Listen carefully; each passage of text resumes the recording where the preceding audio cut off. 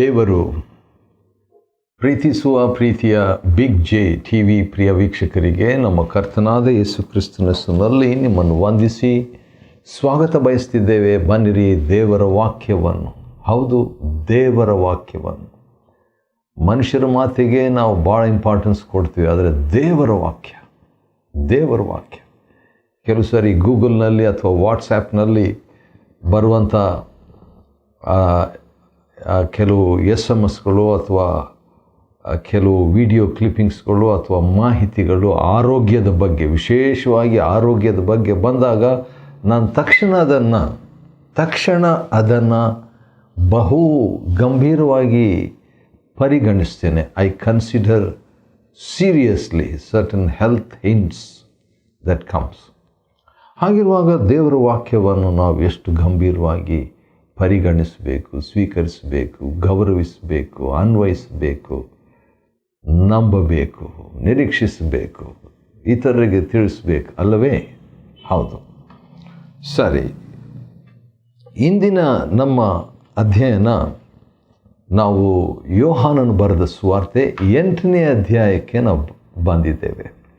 John's gospel chapter 8, ಅದರಲ್ಲಿ ಮೊದಲನೇ ಭಾಗ 1ರಿಂದ 30 ವಚನಗಳವರೆಗೆ.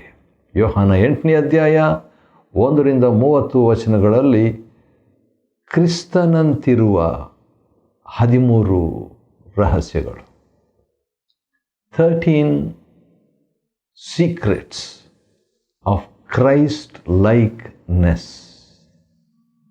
ಕ್ರಿಸ್ತನಂತೆ ನಾವು ಈ ಭೂಮಿಯಲ್ಲಿ ಇರುವುದಕ್ಕೆ ಈ 13 ರಹಸ್ಯಗಳು ನಮಗೆ ಸಹಾಯಕರ. ಒಂದು ವಾಕ್ಯ ನನಗೆ ನೆನಪಿಗೆ ಬರುತ್ತಿದೆ, ನೋಡೋಣ ಹೇಗಿದೆ ಏನಿದೆ ಅಂತ ಹೇಳ್ಬಿಟ್ಟು. ಮೊದಲನೇ ಯೋಹಾನ 4ನೇ ಅಧ್ಯಾಯ ಮತ್ತು ಅದರಲ್ಲಿ 18ನೇ ವಚನದಲ್ಲಿ ಈ ರೀತಿಯಾಗಿದೆ. 4ನೇ ಅಧ್ಯಾಯ, ಮೊದಲನೇ ಯೋಹಾನ 4ನೇ ಅಧ್ಯಾಯ, 1 ಜಾನ್ ಚಾಪ್ಟರ್ 4 ಮತ್ತು 17ನೇ ವಚನ ಓದಲಿಕ್ಕೆ ನಾನು ನಿಮಗಾಗಿ ಓದ್ತೇನೆ. ನ್ಯಾಯ ವಿಚಾರಣೆಯ ದಿನದಲ್ಲಿ ನಮಗೆ ಧೈರ್ಯವಿರುವಂತೆ ನಮ್ಮ ಪ್ರೀತಿಯು ಸಿದ್ಧಿಗೆ ಬಂತು, ಏಕೆಂದರೆ ಕ್ರಿಸ್ತನು ಎಂಥವನಾಗಿದ್ದಾನೋ ನಾವು ಅಂಥವರಾಗಿಯೇ ಈ ಲೋಕದಲ್ಲಿ ಇದ್ದೇವೆ. ವಾವ್! ಮೊದಲನೇ ಯೋಹಾನ 4:17ನೇ ವಚನ ಹೇಳಿರುತ್ತೆ, ಯೇಸು ಸ್ವಾಮಿ ಹೇಗಿದ್ದಾರೋ ಹಾಗೆಯೇ ನಾವು ಈ ಭೂಮಿಯಲ್ಲಿ ಇದ್ದೇವಂತ. ಆದ ಕಾರಣ ಕ್ರಿಸ್ತನಂತಿರುವ 13 ರಹಸ್ಯಗಳು, 13 ಸೀಕ್ರೆಟ್ಸ್ ಆಫ್ ಕ್ರೈಸ್ಟ್ ಲೈಕ್ನೆಸ್. ಮೊದಲನೇದಾಗಿ ನಾವು ನೋಡುವಾಗ ಯೇಸು ಸ್ವಾಮಿಯ ಬಳಿಗೆ ವ್ಯಭಿಚಾರದಲ್ಲಿ ಸಿಕ್ಕಿಬಿದ್ದ ಒಬ್ಬ ಮಹಿಳೆಯನ್ನು ಧಾರ್ಮಿಕ ನಾಯಕರು ತಗೊಂಡು ಬರ್ತಾರೆ. ಅದರಿಂದ ನಾವು ಕಲಿಯುವಂಥ ಮೊದಲನೇ ಸಂಗತಿ ಏನೆಂದರೆ, ಕ್ರಿಸ್ತನು ಅತ್ಯಂತ ಭಕ್ತಿವಂತ ವ್ಯಕ್ತಿ, ಆದರೆ ಆತನ ಬಳಿಗೆ ಈಗ ಯಾರು ಬರ್ತಾ ಇದ್ದಾರೆ ಅಥವಾ ಯಾರನ್ನು ತರ್ತಾ ಇದ್ದಾರೆ ಅಂತ ಹೇಳ್ಬಿಟ್ಟು ನೋಡುವಾಗ ಅತ್ಯಂತ ಪಾಪಿಯಾದಂಥ ವ್ಯಕ್ತಿ. ಅವ್ರ ಪ್ರಕಾರ, ಧಾರ್ಮಿಕ ನಾಯಕರ ಪ್ರಕಾರ. ಇದರಿಂದ ಒಂದು ರಹಸ್ಯವನ್ನು ನಾವು ಕಲಿತೇವೆ. ಕ್ರಿಸ್ತನಂತಿರುವ ರಹಸ್ಯ ಅದೇನಂತ ಹೇಳಿದರೆ, ಯಾರೋ ಒಬ್ಬರು ಈ ರೀತಿಯಾಗಿ ಹೇಳಿದರು, ಆ ಒಂದು ಹೇಳಿಕೆಯಿಂದ ನಾನು ಇದನ್ನು ಸ್ಪಷ್ಟಪಡಿಸ ಬಯಸ್ತೇನೆ. ಅದೇನಂತ ಹೇಳಿದರೆ,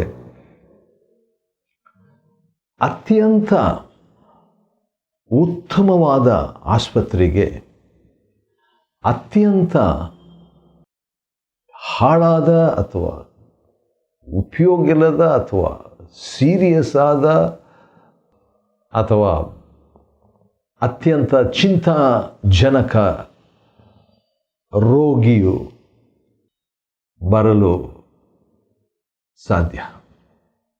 ಅಥವಾ the best hospital will have the worst patient ಅಂತ ಹೇಳಿದರು. ಏನಾದರೂ ಕೆಲವು ಸಮಸ್ಯೆ, ರೋಗಿ, ಮೊನ್ನೆ ಕೂಡ ಯಾರೋ ಒಬ್ಬರು ಏನು ಮಾಡೋಣ ಅಂತ ಹೇಳಿದಾಗ CMC ಕರ್ಕೊಂಡು ಹೋಗ್ರಿ ವೆಲ್ಲೂರಿಗೆ ಅಂತ ಹೇಳಿ ಮಾತಾಡ್ಕೊಂಡಿದ್ದನ್ನು ಕೇಳಿಸ್ಕೊಳ್ತೀನಿ. ಯಾಕಂದರೆ ಅತ್ಯಂತ ಕೀಳಾದಂಥ, ನಿರೀಕ್ಷೆ ಇಲ್ಲದಂಥ, ಹೋಪ್ಲೆಸ್ ಆಗಿರುವಂಥ ಪೇಷಂಟನ್ನು ಅತ್ಯಂತ ಉತ್ತಮವಾದಂಥ ಆಸ್ಪತ್ರೆಗೆ ಕರ್ಕೊಂಡು ಹೋಗ್ತಾರೆ. ಆ ರೀತಿಯಾಗಿ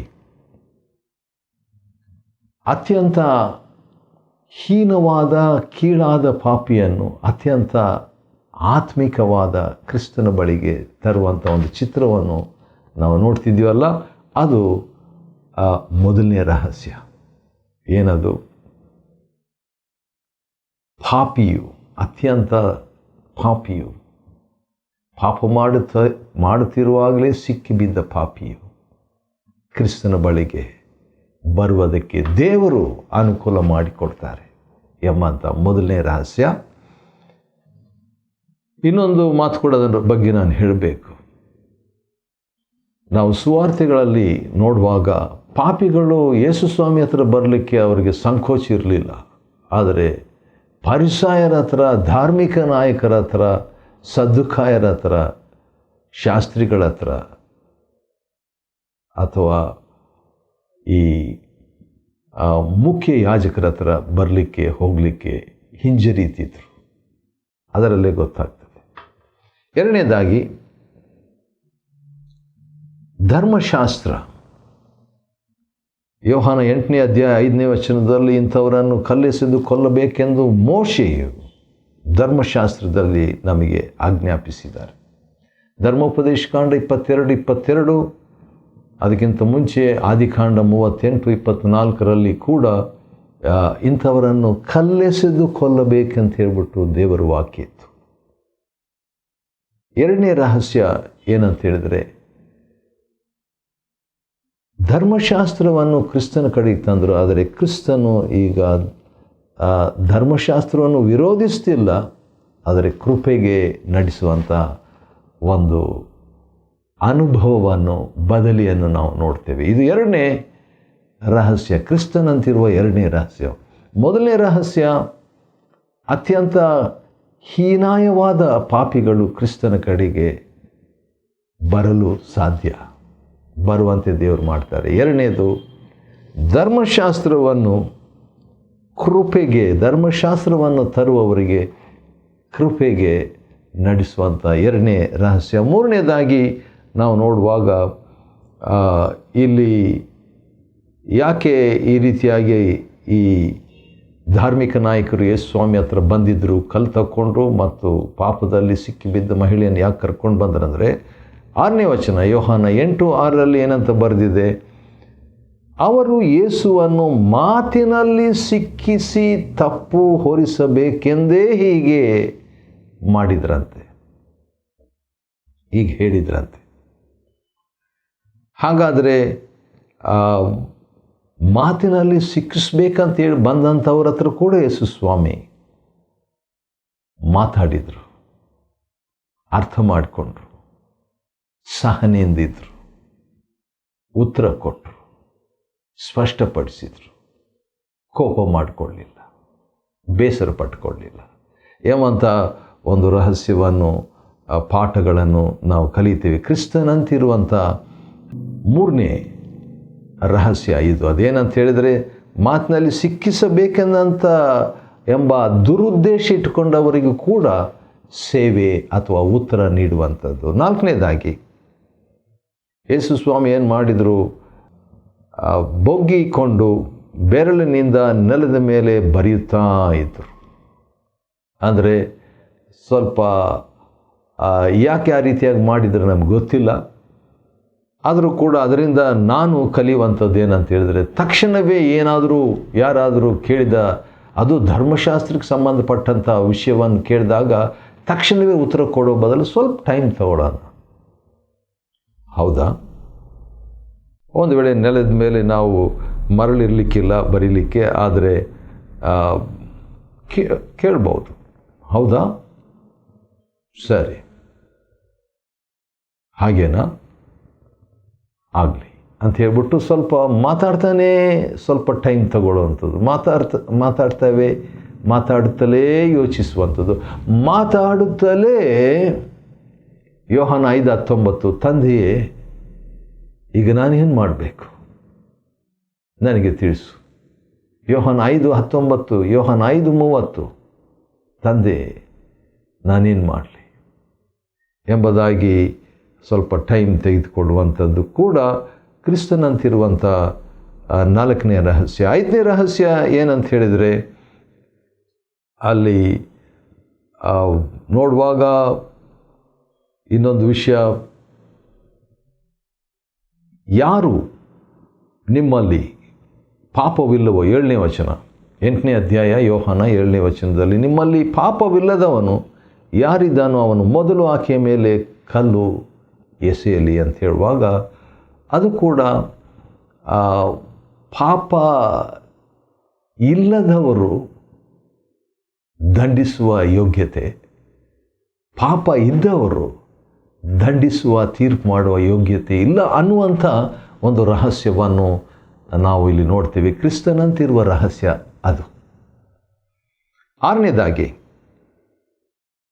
ಇನ್ನೊಂದು ರಹಸ್ಯ ಇದೆ. ಕ್ರಿಸ್ತನಂತಿರುವ 13 ರಹಸ್ಯಗಳನ್ನು, ಕ್ರಿಸ್ತನಂತಿರುವ 13 ರಹಸ್ಯಗಳನ್ನು ಯೋಹಾನ 8:1-30 ನಾವು ನೋಡಿಕೊಳ್ತಿದ್ದೇವೆ. ಈಗ 6ನೇ ರಹಸ್ಯ ಏನಂತ ಹೇಳಿದರೆ, ಯೇಸು ಸ್ವಾಮಿ ನೋಡಿದಾಗ ಒಬ್ಬೊಬ್ಬರಾಗಿ ಹೊರಟು ಹೋಗ್ಬಿಟ್ರು. ಆ ಕಲ್ಲು ತಗೊಂಡು ಬಂದು ಹೊಡಿಬೇಕಂತ ಇದ್ದಂಥ ಧಾರ್ಮಿಕ ನಾಯಕರು ಎಷ್ಟು ಜನ ಇದ್ದರು? 20, 30, 40 ಜನ ಇದ್ರಂತ ಕಾಣ್ತದೆ. ಆದರೆ ಯೇಸು ಸ್ವಾಮಿ ನೋಡಿದಾಗ ಆ ಸ್ತ್ರೀಯು ಅಲ್ಲಿಯೇ ನಿಂತಿದ್ದಳು. ಯೇಸು ಸ್ವಾಮಿ ನೆಟ್ಟಗೆ ಕುಳಿತುಕೊಂಡೇನೋ ಬರೀತಿದ್ರಲ್ಲ, ಅದು ನೆಟ್ಟಗೆ ಕುಳಿತುಕೊಂಡು, ಅಮ್ಮ ಅವರು ಎಲ್ಲಿದ್ದಾರೆ, ನಿನಗೆ ಯಾರೂ ಶಿಕ್ಷೆ ವಿಧಿಸಲಿಲ್ಲವೋ ಅಂತ ಕೇಳಿದಾಗ ಆ ಮಹಿಳೆ, ಸ್ವಾಮಿ ಯಾರು ಶಿಕ್ಷೆ ವಿಧಿಸಲಿಲ್ಲ ಎಂಬ ಮಾತನ್ನು, ಅಂದರೆ ನಾಯಕರು ಕರ್ಕೊಂಡು ಬಂದಂಥವ್ರು, ದಂಡಿಸ್ಲಿಕ್ಕೆ ಬಂದಂಥವ್ರು, ಅಧಿಪತಿಗಳು, ನ್ಯಾಯಾಧಿಪತಿಗಳು,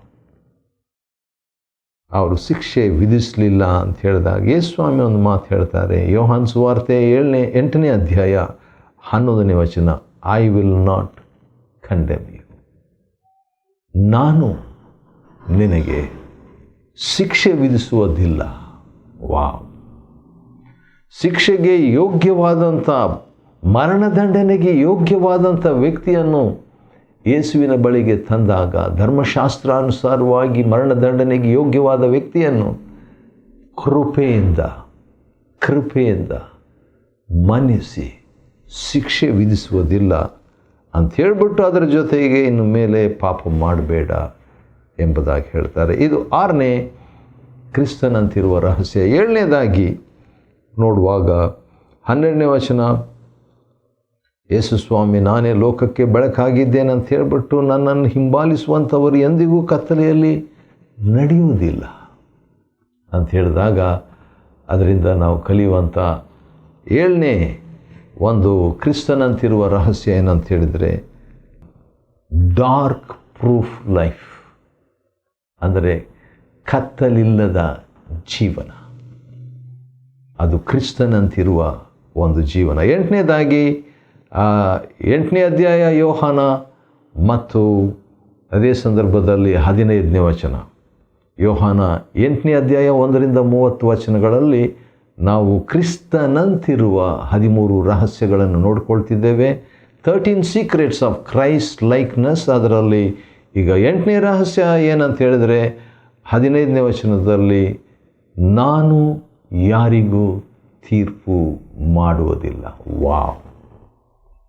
ಯಾರು? ಯೇಸು ಕ್ರಿಸ್ತನು ಜಡ್ಜ್. ಆದರೆ ಜಡ್ಜಾಗಿ ಬರಲಿಲ್ಲ, ಆತನಿಗೆ ಆ ಹಕ್ಕು ಇತ್ತು, ಮನುಷ್ಯನಾಗಿ ಬಂದಿರುವ ದೇವರು. ಆದರೂ ಕೂಡ ಆತನು ತೀರ್ಪು ಮಾಡಬಹುದಾಗಿತ್ತು, ಆದರೆ ತೀರ್ಪು ಮಾಡುತ್ತಾ ಇಲ್ಲ. 9ನೇದಾಗಿ 18ನೇ ವಚನ, 8ನೇ ಅಧ್ಯಾಯ ಯೋಹಾನ 18ನೇ ವಚನದಲ್ಲಿ, ತಂದೆಯು ನನ್ನ ವಿಷಯವಾಗಿ ಸಾಕ್ಷಿ ನೀಡುತ್ತಾರೆ. ಕ್ರಿಸ್ತನಂತಿರುವ 9ನೇ ರಹಸ್ಯ ಏನಂದರೆ ವಿಟ್ನೆಸ್ ಆಫ್ ದ ಫಾದರ್, ತಂದೆಯ ಸಾಕ್ಷಿ. ದೇವ್ರ ಸಾಕ್ಷಿ ಅಂತ ನಾವು ಮಾತಾಡ್ತೀವಲ್ಲ, ಆ ರೀತಿಯಾಗಿ ತಂದೆಯ ಸಾಕ್ಷಿ. ಯೋಹಾನ 5:19 ಪ್ರಕಾರ, ಯೋಹಾನ 5:30 ಪ್ರಕಾರ ಯೇಸು ಸ್ವಾಮಿ ಅದಕ್ಕೆ ಮಹತ್ವ ಕೊಡ್ತಾಯಿದ್ರು. 10ನೇದಾಗಿ ನೋಡುವಾಗ ಇನ್ನೊಂದು ಗಂಭೀರವಾದಂಥ ಒಂದು ವಿಷಯವನ್ನು ನಾವು ನೋಡ್ತೇವೆ.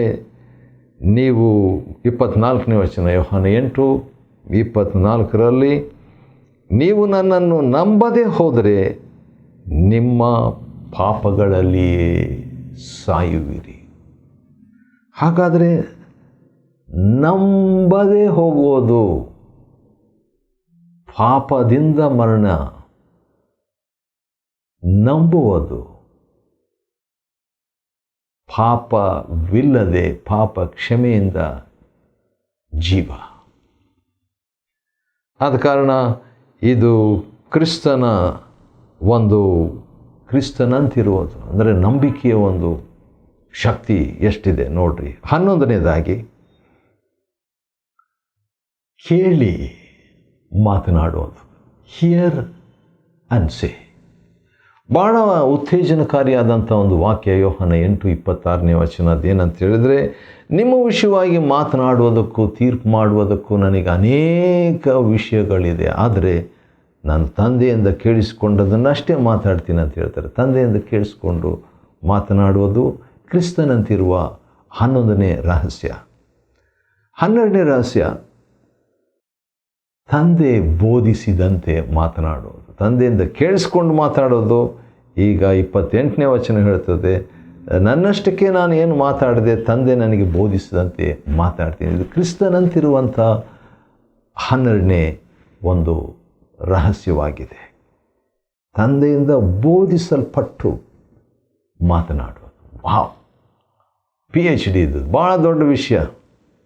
ಕ್ರಿಸ್ತನಂತಿರುವಂಥ ಒಂದು ರಹಸ್ಯ. ಕೊನೆಯದಾಗಿ 13ನೇದಾಗಿ ಕ್ರಿಸ್ತನಂತಿರುವಂಥ 13ನೇ ರಹಸ್ಯ ಏನಂದರೆ ಯಾವಾಗಲೂ ದೇವರಿಗೆ ಮೆಚ್ಚಿದವುಗಳನ್ನೇ ಮಾಡುವುದು. ವಾವ್, ಇದು ಕೂಡ ಭಾಳ ದೊಡ್ಡ ಒಂದು PhD ವಿಷಯ. ಯೋಹಾನ 8ನೇ ಅಧ್ಯಾಯ 21ನೇ ವಚನ ಯೇಸು ಸ್ವಾಮಿ ಹೇಳ್ತಾರೆ. ಇದು ಭಕ್ತ ಸಿಂಗ್ ಅವರು ನನಗೆ ಬರೆದು ಕಳಿಸಿದರು ಎಷ್ಟೋ ವರ್ಷಗಳ ಹಿಂದೆ ತಮ್ಮ ಒಂದು ಪತ್ರದಲ್ಲಿ. ಅದೇನಂತ ಹೇಳಿದರೆ, I always do that which please him. ಆತನನ್ನು ಮೆಚ್ಚಿಸುವಂಥವುಗಳನ್ನೇ ಯಾವಾಗಲೂ ಮಾಡುವಂಥ ಒಂದು ಶೈಲಿ, ರೂಢಿ, ಜೀವನ, ಮನೋಭಾವನೆ ಯೇಸು ಕ್ರಿಸ್ತನ ಜೀವನವಾಗಿತ್ತು. ಹಾಗಾದರೆ ಕ್ರಿಸ್ತನಂತೆ ನಾನು ಕೂಡ ಆಗಬೇಕು, ಕ್ರಿಸ್ತನಂತಿರಬೇಕಂತ ಹೇಳಿದರೆ ಅದರ ರಹಸ್ಯ ಯಾವಾಗಲೂ ಆತನಿಗೆ ಮೆಚ್ಚಿದವುಗಳನ್ನು ಮಾಡಬೇಕು. ಕೆಲವು ಸರಿ ಮಾಡಲ್ಲ, ನಾನು ಮಾಡಿಲ್ಲ, ಆದರೆ ಮಾಡಬೇಕಂತ ದೇವರು ಬಯಸ್ತಾರೆ. ದೇವರಾತ್ಮ ಸಹಾಯದಿಂದ ನಾವು ಮಾಡೋಣವೇ. ಯೋಹಾನ 8ನೇ ಅಧ್ಯಾಯ 1-30 ವಚನಗಳನ್ನು ಅಧ್ಯಯನ ಮಾಡಿಕೊಳ್ಳುವಂತೆ ದೇವರು ಕೊಟ್ಟ ಕೃಪೆಗಾಗಿ ಆತನಿಗೆ ಸ್ತೋತ್ರವಾಗಲಿ. ದೇವರು ನಿಮ್ಮನ್ನು ಆಶೀರ್ವದಿಸಲಿ.